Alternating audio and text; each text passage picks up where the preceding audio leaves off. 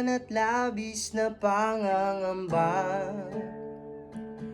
Bakit lagi na lang gumugulong patungo sa dulo ng avenida?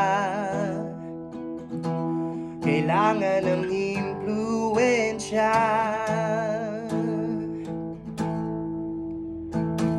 Paano makakamtan? Sagot sa katanungan, tunay na katotohanan. Pagkat marami riyan nabubulag na sa mumunting paraiso lamang. Parang nasasaniban. Magmanalangin na may bulaklak sa buwan, ni hangin at ulan.